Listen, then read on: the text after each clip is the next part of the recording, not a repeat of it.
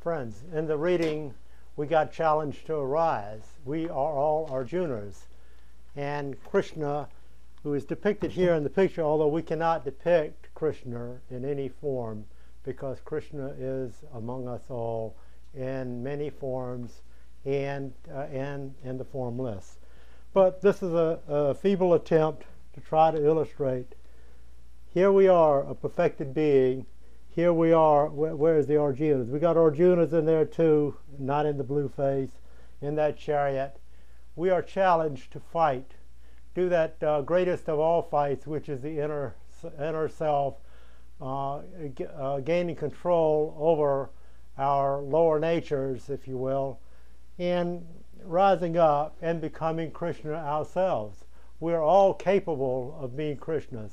As it started out in the Bhagavad Gita, Krishna is comparing himself to us.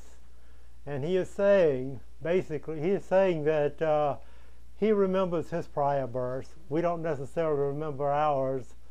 In fact, we just remember them as we're coming into the existence of our bodies and going out. Everything flashes before us. But he remembers all of his prior births. And through our own self-induced and self-devised efforts, we are destined, our great destiny is to become Krishnas ourselves and eventually have a world full of Krishnas and enter the golden age.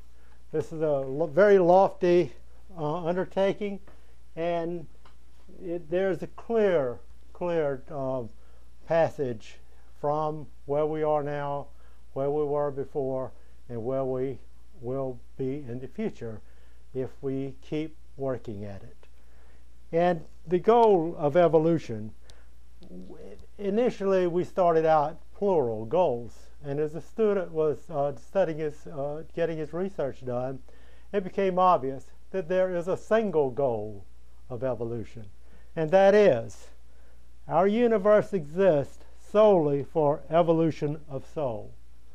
It exists for us to bring up everything, bring ourselves and everything up with us throughout the ages, so that all have an opportunity to become perfect, like Krishna. The student tried to maybe illustrate that by drawing a large circle. Out of the absolute, which we can go into a little later, comes a spark of the absolute, which is illustrated here on the like two sides of a coin, one side being spirit, the other side being what is known to many of us as primordial matter which cannot be seen. Primordial substance is probably better to illustrate it. It shoots out of the all. On the way down, in all of being goes this way, whether it be those who are getting to the point where they are able to handle a physical body, everything, the whole universe goes in this way, out of darkness, when the dawn breaks for the Manvantara. And the Dayan Chohans up here go to work on the master plan that comes out and sets up, the architects set up the universe as we see it, as it comes and goes out of existence, and all therein.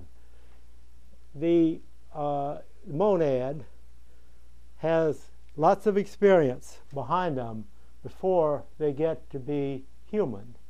And not before, and we, just to back up, we're not mineral, but we go through these experiences as monads before we get to the human phase. First through the mineral phase. We pick up our consciousness there. Through the vegetable, through the animal, and then to man, and on up, back and around, back to the absolute. The purpose for that is to be here in a physical existence, to do our duty, which is to bring up all of humanity. So this student is going to go through some literature illustrating little bullet points this particular process.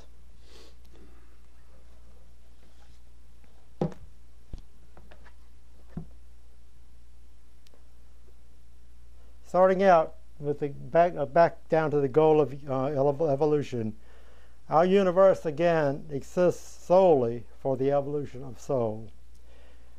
And Mr. Crosby summarizes the process very succinctly in a few sentences. He said, "We are the reincarnating egos who incarnate from age to age for the preservation of the just, the destruction of wickedness, and the establishment of righteousness. That is what we are here for, whether we know it or not.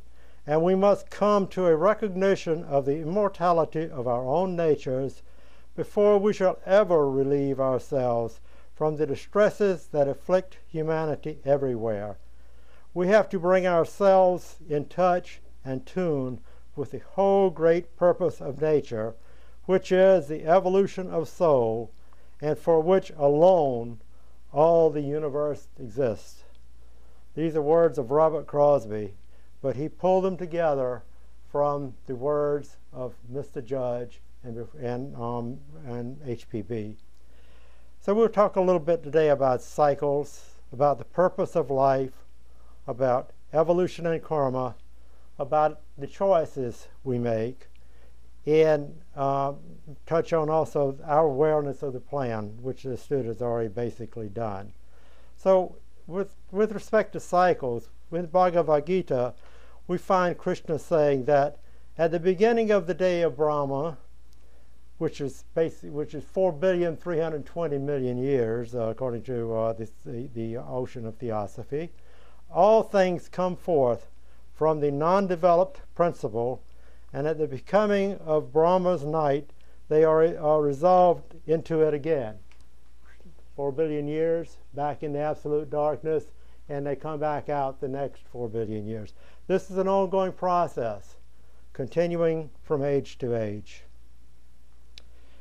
So we see also on page 132 of the Ocean of Theosophy that, quote, "A vast period of time, about 300 million years, was passed by Earth, just on Earth, and man, and all the kingdoms of nature in the astral stage." So the developmental process, even though we've been here 18 million years, which sounds like an awful long time to us in our current form, that process has been going on just for eons of time.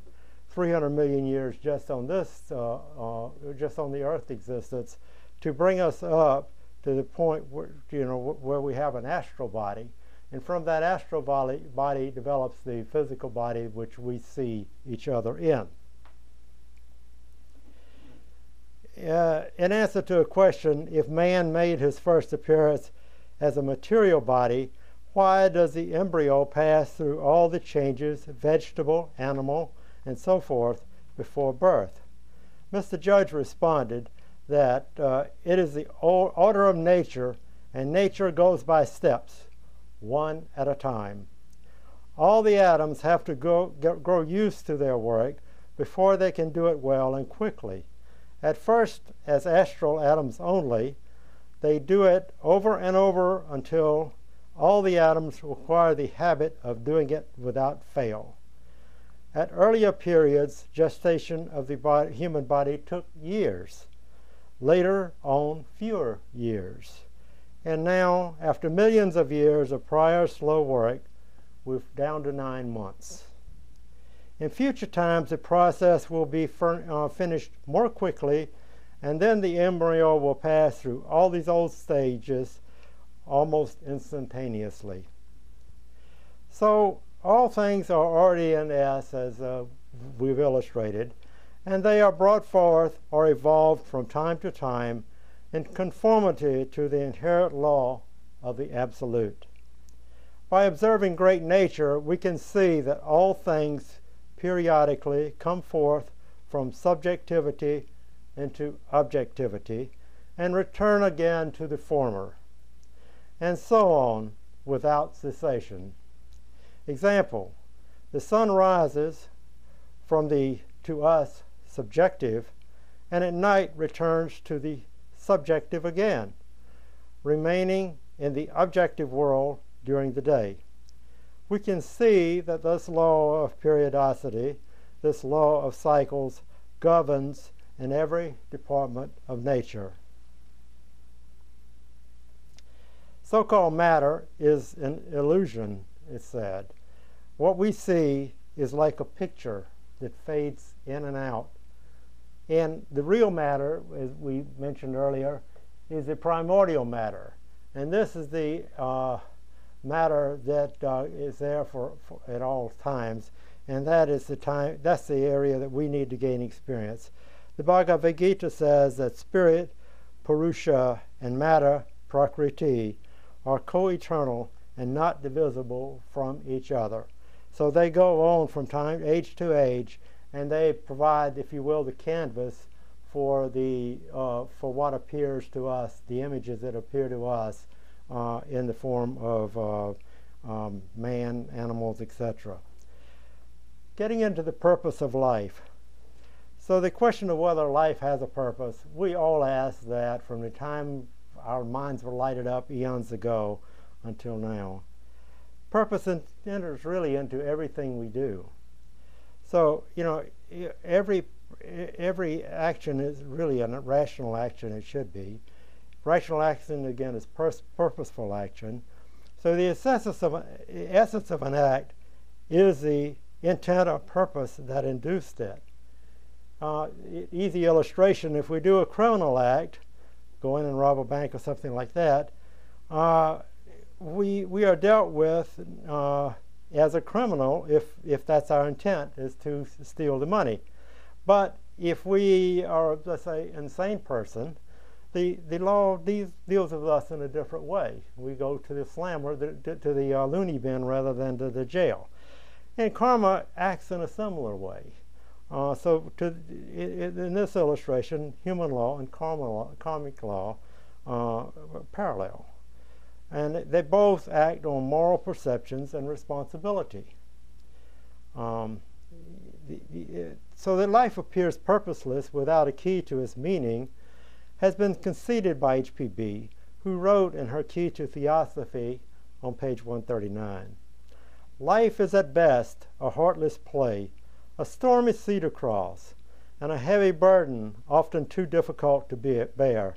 The greatest philosophers have tried in vain to fathom and find out its raison d'etre, and have all failed, except those who had the key to it, namely the Eastern sages. We have sages among us. They don't necessarily come out and say, I'm a Krishna and so forth, but they are in this world today, and they have a key to this life. But Shakespeare described it this way. Initially, he said, life is but a walking shadow, a poor player that struts and frets his hour upon the stage, and then is heard no more. It is a tale told by an idiot, full of sound and fury, signifying nothing.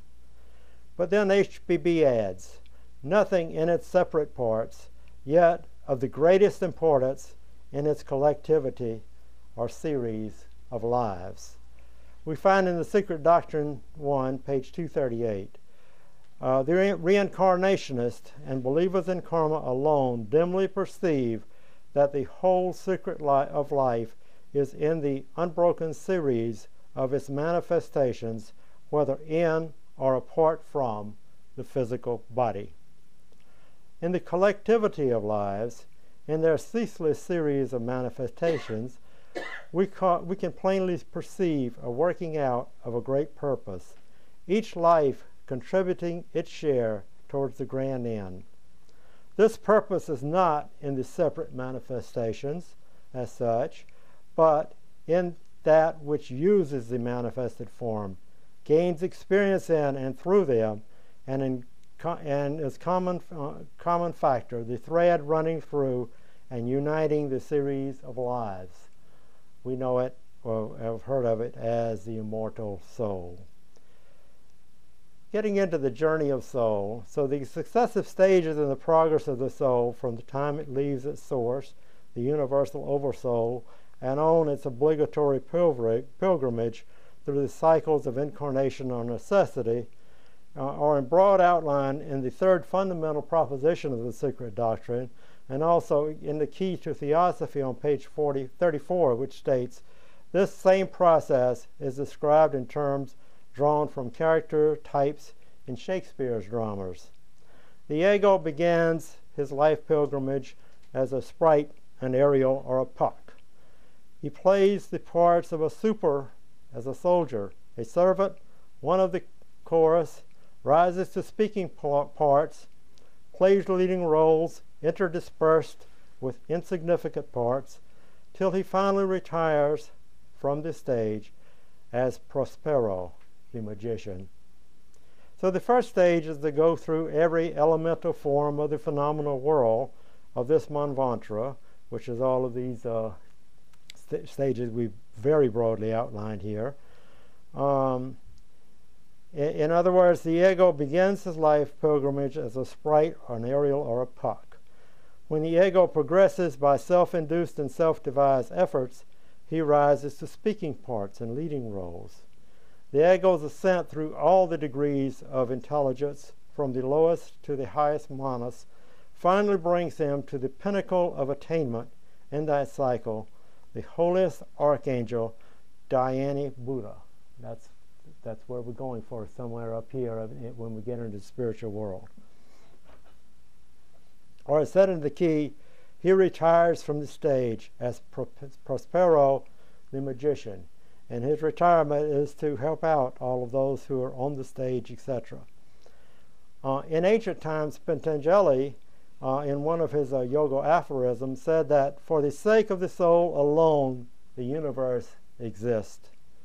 The ocean says that just as the ancients taught in Patanjali's time, so does theosophy, that the course of evolution is the drama of the soul, and that nature exists for no other purpose than the soul's experience.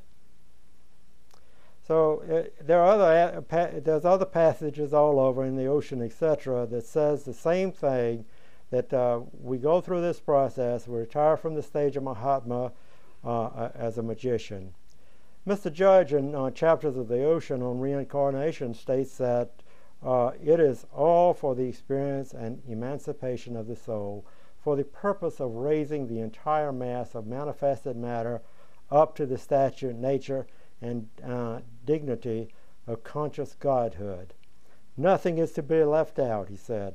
The aim for present man is his initiation into complete knowledge, and for the other kingdoms below him, that they may be raised up gradually from stage to stage to be in time initiated also. This is evolution carried to its highest power, Mr. Judge says. It is a magnificent prospect. It makes of man a god and gives to every part of nature the possibility of being one day the same. There is strength and nobility in it, for by this no man is dwarfed and belittled, for no one is so originally sinful that he cannot rise above all sin.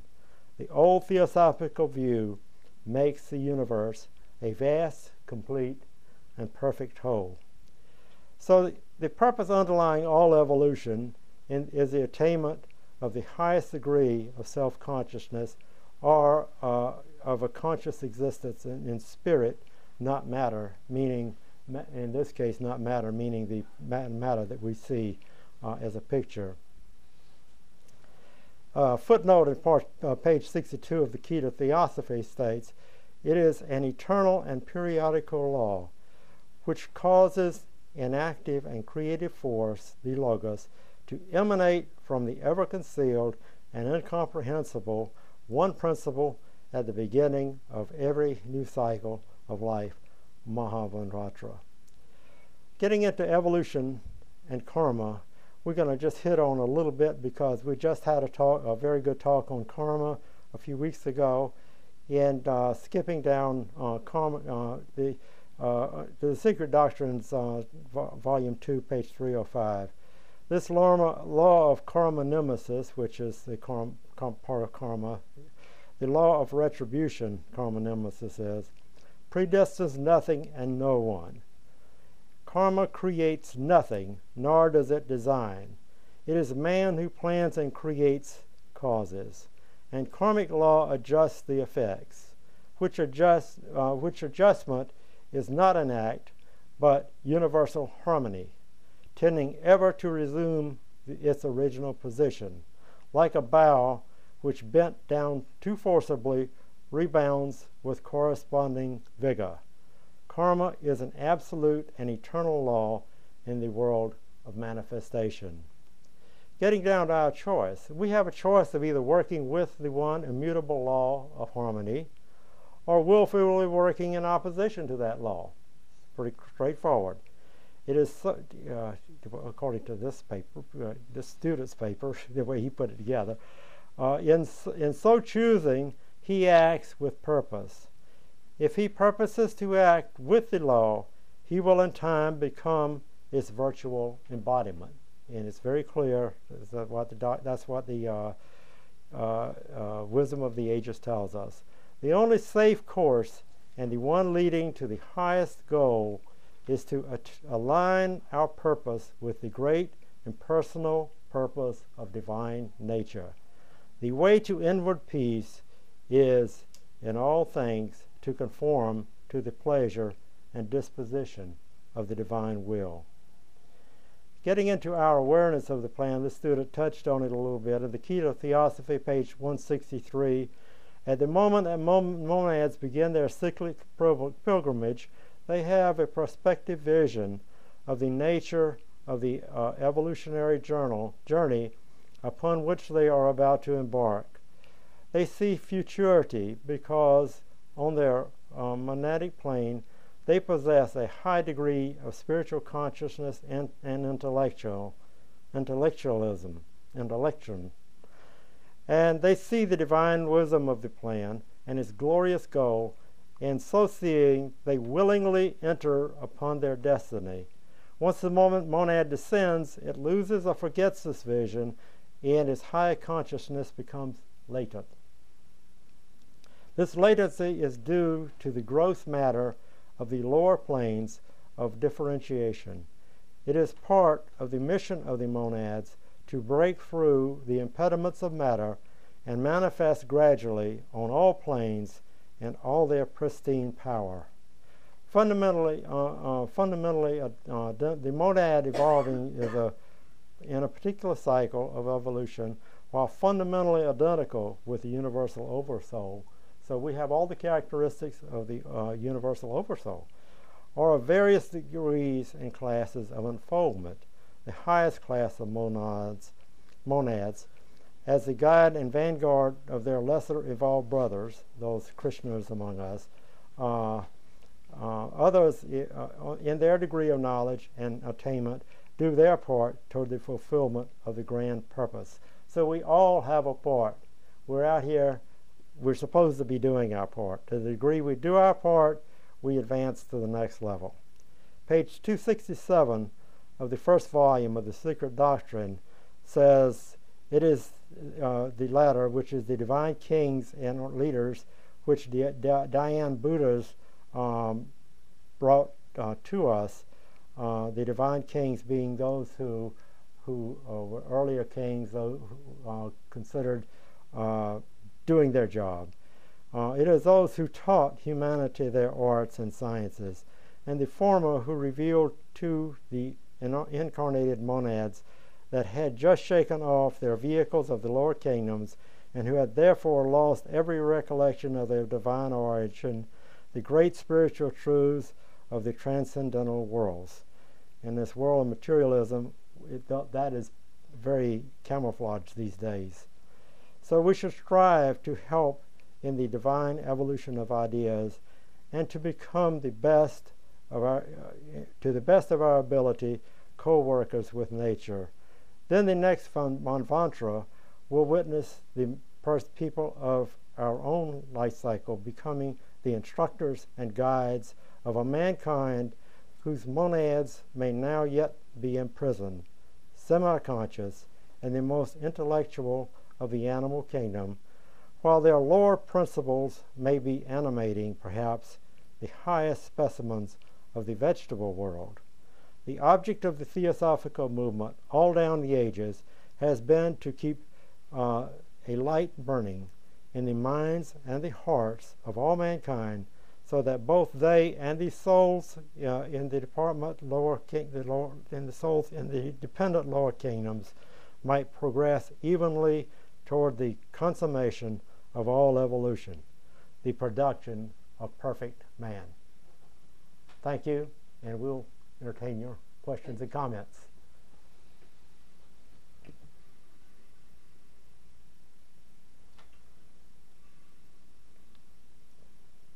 I see some wheels turning back here. You mentioned the mic, please. Just go speak in it, please. Oh, you can't get over there. That's okay. You can get it from there. That's close enough. Oh. You mentioned the Dianes. I think they come out of the absolute darkness, and then later you mentioned the monad, and that's so you have Purusha and Oversoul and so forth. How are those original Dianes related to the evolutionary system? They are the architects up here. The Diana Chohans are the architects of what's to come, of the universe and all therein to become, and they get things in motion. Okay, they are the artists, if you will, and that's their role. They have a very key role in this process. They're spiritual beings, so that's also what we are destined to become on our way back up here when we get into the spiritual world. Now, you mentioned monad. Monad is essentially, we put it on the board. There's not much room to put it on there, but that is a life principle going through the various kingdoms of nature. In man, that is often referred to as the triad in theosophy as Atma, Buddhi, Manas, which is Atma shining down on Buddhi, which is the vehicle of Atma, and Manas, which is the higher mind. And really it's just mind, but because of the state of our development, we are prone to become captive to our lower mind, which is our passions and desires, etc., and we forget about that higher mind. So there's this Tuscarora bridge, it's called in theosophy, that links the higher and the lower and disappears as we work to make that mind one, which is supposed to be. Well, does that help? Does the monad grow out of the Diane, or are they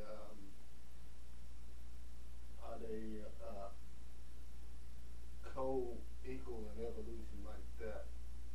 How does it, the architects, the Dianes are the architects, and then after the architectural plan, do they become something else, or do they evolve into the monad vegetable, or some do and some don't? It depends on what class of Dianes.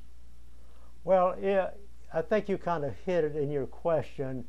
The way the student understands it is a vast array of those out there that are on their way. They're back up toward the absolute, if you will, and part of the absolute by this point. They're probably way up there, if having gone through all this cycle. So they're the ones that really start the process here. And this student, I think, probably they've gone through it. They've gone through it. Have another question or comment here. If I may comment on it, on your list where you have Purusha, Oversoul, and One Life on the left, that designates differentiation, but the upper part of your diagram does not. That's pure spirit up there. Is that what you're saying? Both sides is pure spirit. This end and that end. What John yeah. is asking is, Parabrahma and Mulak Prakriti, pure spirit. You said they're different sides of the coin. Right. Inseparable from one another. Mm-hmm. And the left-hand side gives rise to the spiritual ray, which you called Maheshvara in the human body. And on the other side, Mula Prakriti, subjective, primordial substance, differentiates into Prakriti, and in time, that gives rise to the visible matter by giving it solidity after 7 levels of differentiation. But Maheshvara is the ray that comes from the Dhyan Chohanic host, because they are our spiritual progenitors. And HBB tells us in the Secret Doctrine that there are quite a few different classes of them. One group are called cosmocrators, or the builders, as you architects of our world. They bring it about through the process called in the transactions atomic garb of the gods. In other words, the atoms are the way they cloth themselves. We look at them as solidified matter on this plane, but the anu, or the atom, is capable of infinite expansion. These are very tough concepts, but we do have to deal with them. So from that mode of expression, our universe evolves at the level of Purusha, which is Purusha that is differentiated aspect of the spirit, which is the supreme soul in our literature. But nevertheless, we come from them. They are our spiritual progenitors, because the ray in each human soul is part of them. So in the Secret Doctrine again, it says that since we come from them, we are part of them. We're not separate from them. How can we be separate if this circle, Parabrahma or Brahma in the Secret Doctrine with the umla on top of it, is out of them, and our spiritual essence comes from them. The substance is their cloth of the gods, so we are part of them. They watch over us and enable us to progress through all these stages until we're perfected like them. Them? We're part of them, yeah. Yeah, that's one of the. I mean, I know we have this process is, it's all interrelated, and we are made up of the same essence that Krishna is made up of. Yep. So obviously we are made up of the same essence of all of this, the Dhyan Chohans as well. And thank you for that clarification. It was very helpful. It says in the ocean that the theosophy is so simple it assures that even a child can understand, but it gets very deep in its depths. So in this understanding, it got pretty deep just now. But when we come back to the shore, look at that sun coming up in the morning and going down at night, anybody can understand that.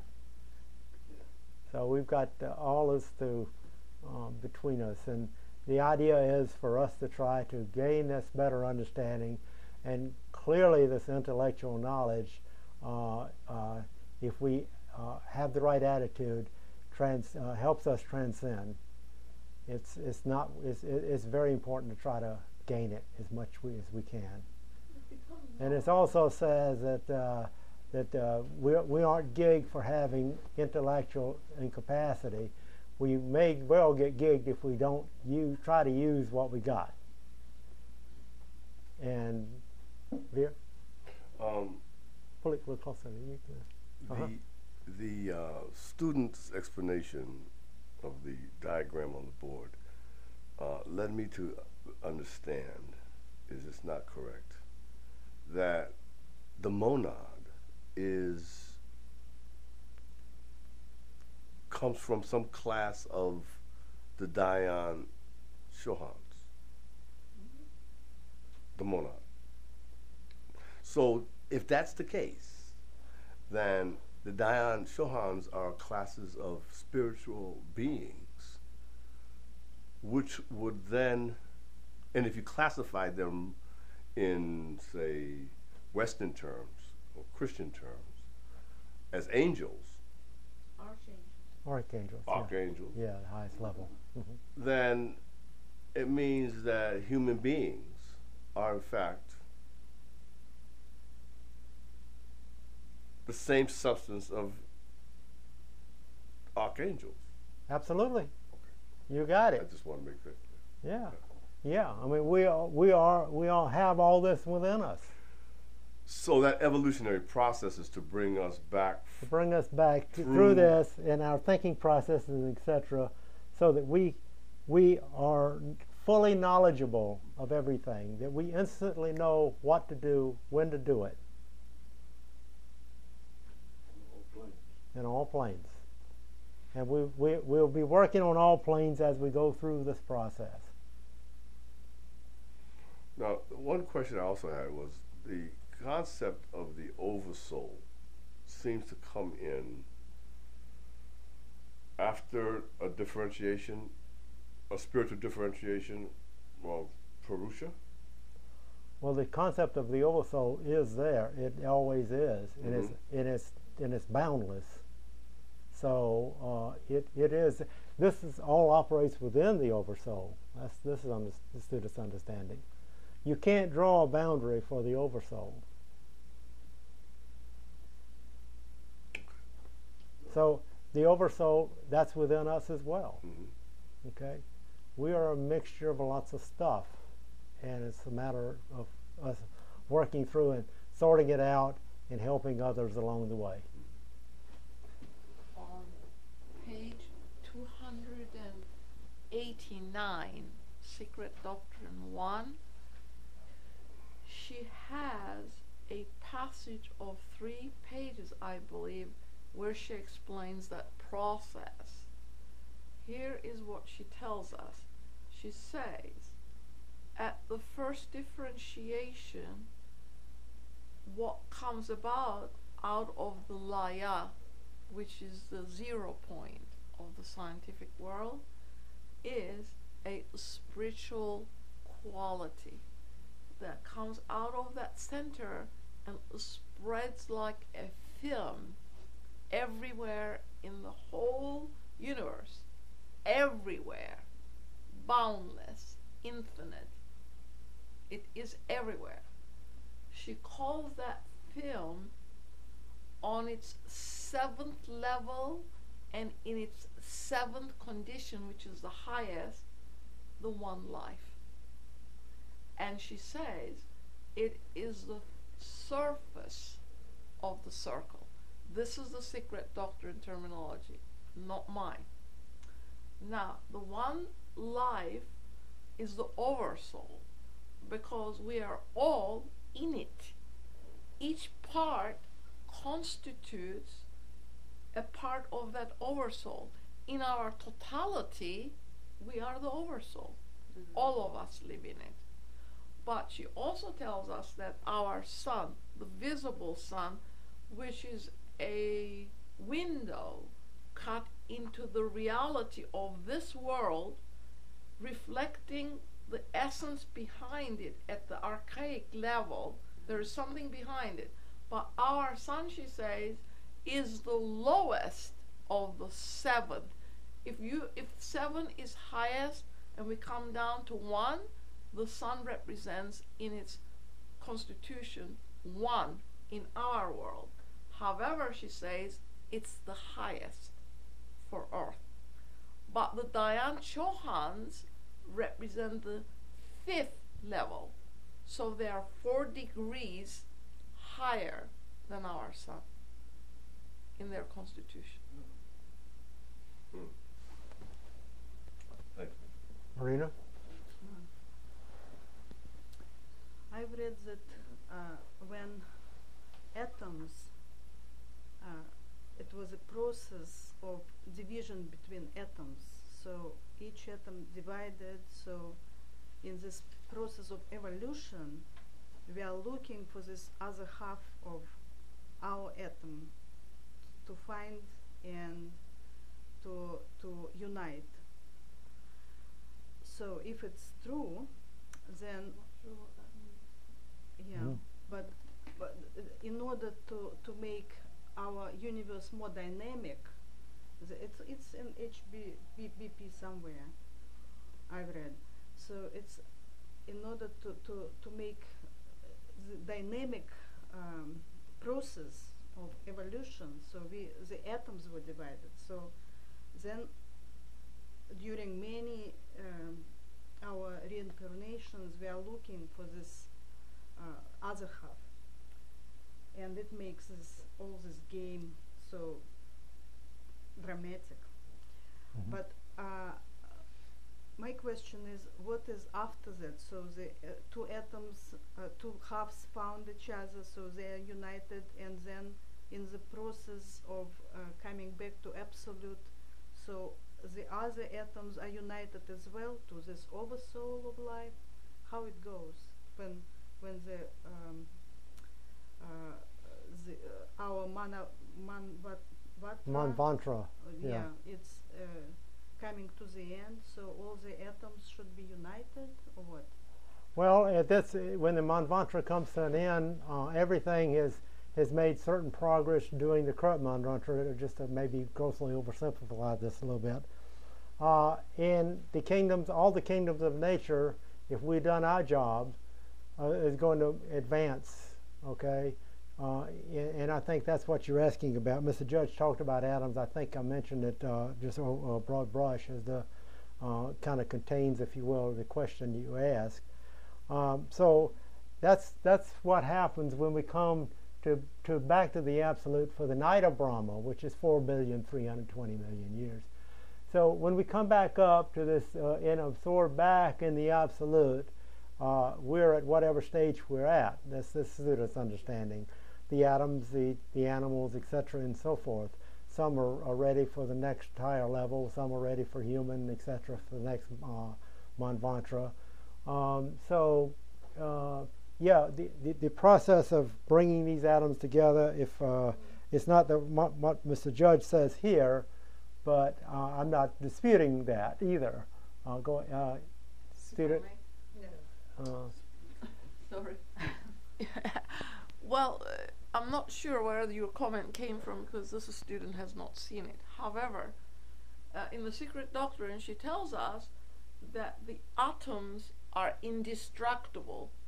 They're permanent. In other words, they're immortal. Because Mula Prakriti, which makes that side of our the whole universe, not just Earth, the atoms, she tells us, are psycho-spiritual entities.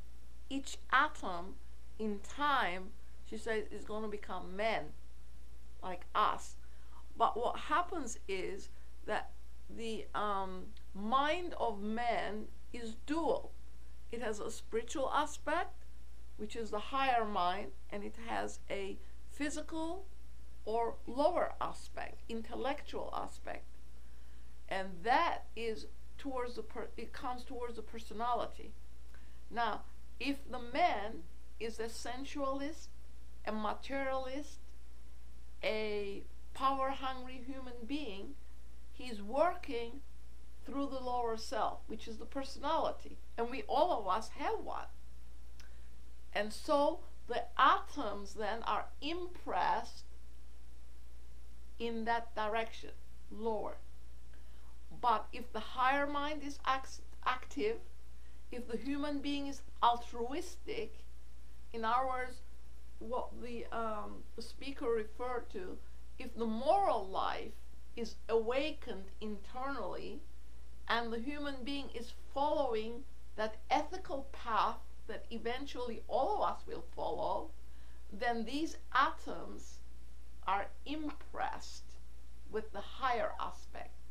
So HPB says the human body is an alchemical process, that what comes in is impressed by our thoughts, by our speech, and by our actions. So If you're impressing them with the lower aspect, you're pushing them back to where they came from. Because remember, mineral, plant, and animal life has expression in us because we eat them. They support and sustain our lives. But if the higher aspect has been impressed, you have uplifted the whole atomic structure in your physical body. What are you doing to them? You're etherealizing your body. You're making it porous for influences to come in. What kind of influences? Spiritual. Because Akasha, which is the highest level of that one life, is everywhere around us. It is for us to become pure enough to give it expression in ourselves. Because she tells us that the perfected beings get their nutrition from the Akasha. It feeds us when it is able to do so. So it's very interesting, this philosophy, that we have so much spiritual and higher aspects that come to us from these Dayan Johannis, but we don't express them, not much of it. Even our brain power is what, 3% of it we express? So we are truly great human beings on our way, as the speaker said, to becoming gods or Krishnas. And that is the goal, but all this stuff is not automatic. A lot of it depends on how we act as How we use individuals and as world citizens.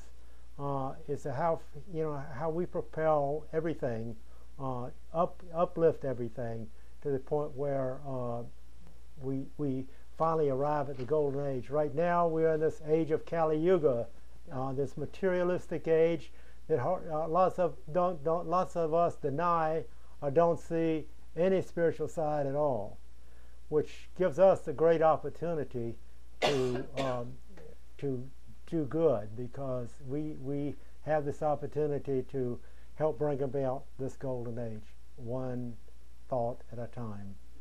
RC says that ULTs are such centers.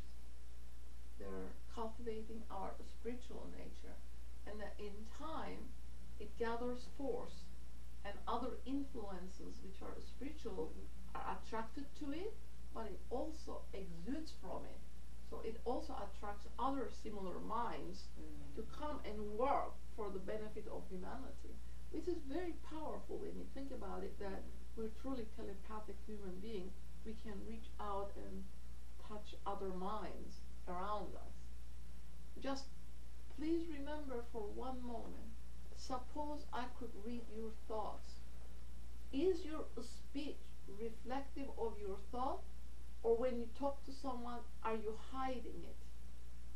That is the honesty that is expected of us, because in time, we're going to communicate telepathically. Speech will not be necessary. Amazing, isn't it? But it also means you know what the other person is thinking. And that's about not emotion. Emotion Is before the thinking. yes. I think emotion is the way you feel is the way you can control your thoughts. It's the other way around. Yeah, it's before the Yeah, thought. Is a sensor and the radar and the way who you are, the way who you gonna behave. Right. But in the philosophy of theosophy, all of the teachers says that you must learn to control your emotions and not allow it expression, but you use your reasoning powers to bring about what you want to do, not your emotions, because emotions are misleading. Yeah. They're physical. Anger, jealousy, envy, all these pull. But if that's come from love, things seems make sense, you can express freely, you can be really happy with that, happy with the world who you are, because you can see love everywhere, the beauty and the speaking with the nature, that's it's wonderful, and Yes. and the harmony that's emanate from this love of who you. Now I think that's what you're talking about is that center using of it. is exactly what it's this student is seeing is these four lower tendencies, this lower nature, if you will, that gets into jealousy, envy, and hate. You have learned to control that when you're dealing with love and all that, to the point where you're using, if you will, that emotion for the benefit of humanity. That's I think, the side of That's it what that you're you're talking saying. about. Yeah, yeah. The core, Prusha, the core of that center is love. And its concern is for all, not just one person, all of And us. I think when you feel with love, you can reach a kind of freedom to see, to express, to live. You can be happy. But I- imagine how your feelings fluctuate. yeah, yeah. Because 1 minute is like this, and the next minute you can be depressed Is the reason if why you do not control yeah, it. Yeah. I'm agreeing. Yeah, Yeah. And absolutely. So they that tell indicates us, learn to control your emotions and don't deal with your universe from the emotional center, because emotions are in your astral body, but use your reasoning powers of the mind to deal with the universe. You can express the love, but don't use your emotions, because then you become reactive. People go off the handle, boom, boom, boom at each other, arguing. It doesn't achieve much. But you are not obliged to argue with that. No, Just manage that with means you're that. controlling it. Yeah, you control it. Controlling it. And I think the reality comes from love. Yes. The rest is just illusion. We have to understand that Yeah, internal. internal Yes, and absolutely. yeah, Yeah, you're very right. yeah. absolutely. Expression of love cures all. It's the reality. Yes, it is. Love It makes the cures world go every round. ill in Yeah, the yeah. universe. And you can live. Love is universal. Beneficial Beneficial. life. Absolutely, of that life. is love. Absolutely. Yeah. That is the highest form of love, and that's what you're talking about. We're going to bring this meeting to a close. Please join us next Sunday at 11 a.m. at 4865A Cordell Avenue, Suite 230, or if you can't make it on the internet, and we can be on YouTube. We can be reached easily if we go to www.ultdc.org, and there's you can click on there. Videos and get a sense of a number of these talks that have occurred. But the best thing to do is to be here if at all possible and participate. That's how we learn. Thanks. Thanks. Thank you. Thank you.